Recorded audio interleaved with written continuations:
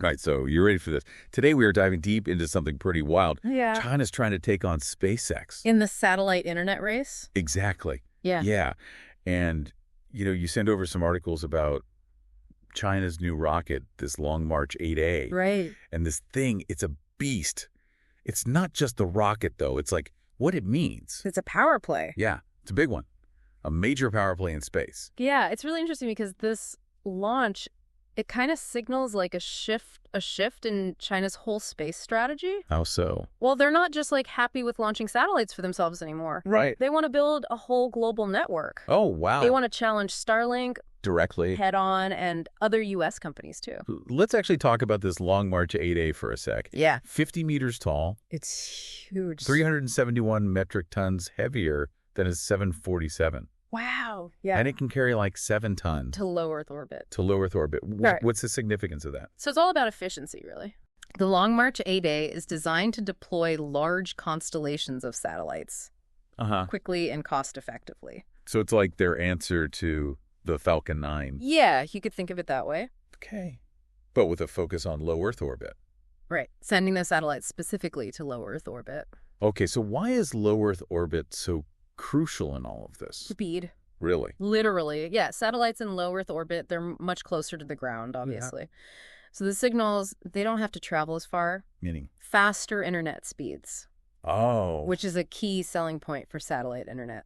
Makes sense. Yeah. So China's basically saying, like, we're not just going to compete, we're going to compete on speed. Yeah, exactly.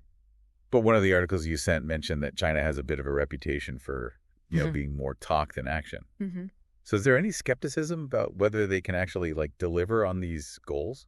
Well, there's always a degree of skepticism, Sure. when it comes to these big pronouncements about space. But you can't deny that China, they've made some remarkable progress in their space program. Oh, yeah, in the past few decades, for sure. They've sent astronauts to space. They landed a rover on the moon. Yeah, They're building their own space station now. that's true. Yeah. They've definitely proven they're capable. Mm-hmm.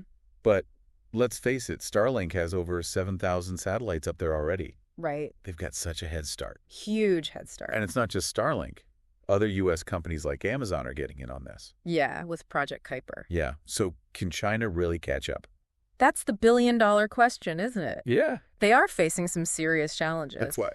Not just technology, Yeah. but also like the infrastructure. Oh, yeah, yeah. You need a complex ground infrastructure to Yeah. manage a global satellite network. That's what I was wondering about. Yeah. It's not just about launching these things. Right. You got to manage them. You got to process the data. Cybersecurity, too. So what are some of the specific hurdles China might face? Well, for one, they're going to need to develop a really strong network of ground stations Okay. around the world. To communicate with their satellite. Exactly. And they're also going to need to invest heavily in data processing. And analysis. And probably most importantly, they got to address the cybersecurity stuff Right. and data privacy. Especially with satellite communications being so sensitive. Yeah, absolutely. And that's where things get really interesting, right? Yeah. Because it's not just a tech race anymore. Right. It's geopolitical. It's about power. Yeah.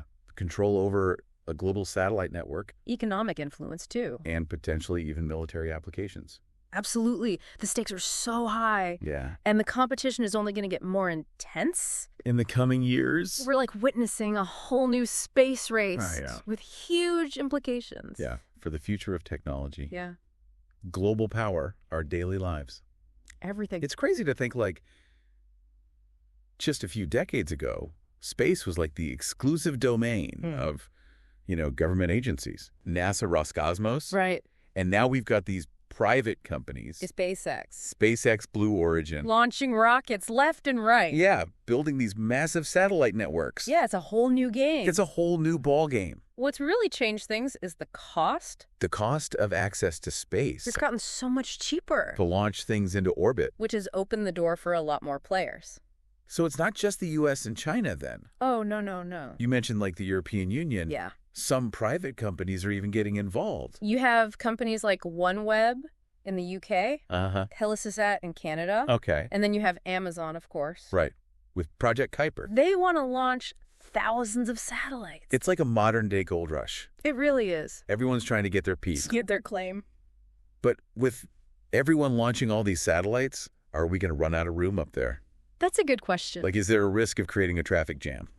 It is a concern. And it's one that people are starting to take seriously. Okay. The more we put up there, the greater the risk of collisions. Right. Which could create like a cascade effect. Oh, wow. And generate even more space debris. So it's not just about the technology. Right. It's about like managing all this stuff. It's about responsible management of space. This is a whole other layer to this. Yeah, absolutely. There are a lot of people calling for more international cooperation. Makes sense. Stricter regulations to make sure we can keep doing this. Long term. In the long term, exactly. Yeah. I mean, think about it. If we're not careful, we could end up creating a barrier of debris around Earth. Oh, wow. That would make it even harder and more expensive to access space. That's ironic. It is a little bit. We're trying to push the boundaries, Right. but we could trap ourselves down here. It's a scary thought, Yeah. but it's also a reminder that we need to do this responsibly. Yeah, with a long-term perspective. For sure. Okay, so zooming back in on the satellite internet race. One of the things that really stood out to me in these articles was how fast China's moving. Yeah. You're talking about like matching Starlink's satellite numbers this year. That's a lot of launches. Yeah, a massive surge. Is that even realistic? It's ambitious. To say the least. They'd have to really increase their launch cadence, Uh-huh. and it remains to be seen if they can do that without messing things up. Messing things up how? Well, without compromising on quality or safety. So that's like a red flag. It could be. Like maybe they're prioritizing speed, Over everything else. even if it means cutting corners.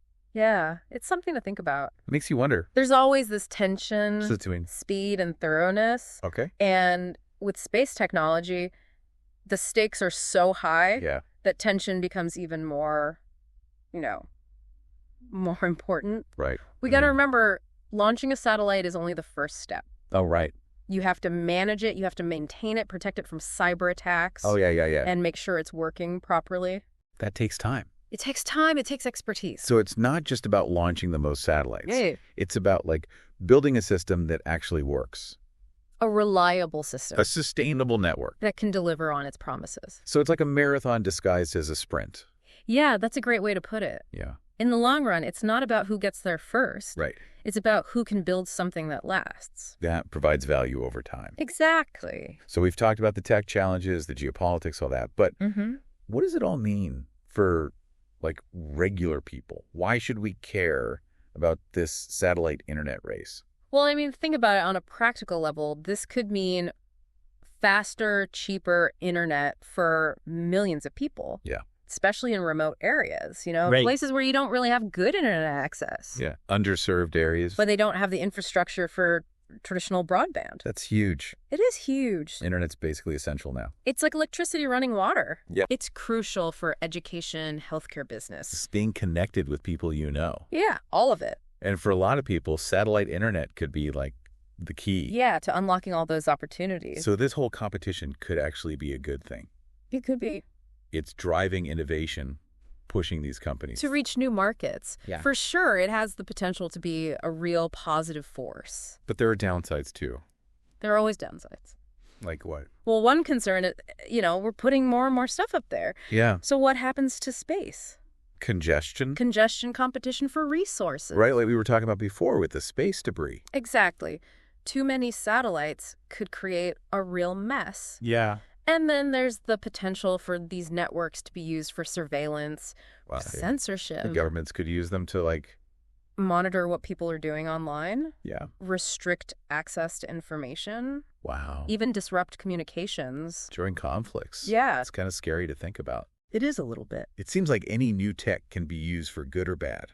It always depends. On who's controlling it. Yeah, who's controlling it, how they're using it. It really highlights the need for, international cooperation. Right. Clear regulations. Make sure this powerful technology is used responsibly. Ethically. For sure. It's way bigger than just launching satellites. It's about how we manage this new frontier. Yeah. How we balance all this new stuff with responsibility. Right. And making sure the benefits of space technology are shared fairly. Yeah, so everyone benefits. Exactly. This has been a fascinating deep dive. It has. It's given me a lot to think about. Me too. It seems like this whole race for satellite internet, Mm-hmm. it's just one small piece. Of a much bigger story. Yeah, a story about tech, global power, Yeah. humanity's relationship with space. And how it's all evolving. It's a story that's still being written. And we all have a role to play in how it unfolds. This is so cool. Thanks for joining me on this journey. My pleasure. And to everyone listening out there, keep looking up, keep asking those questions, and never stop exploring.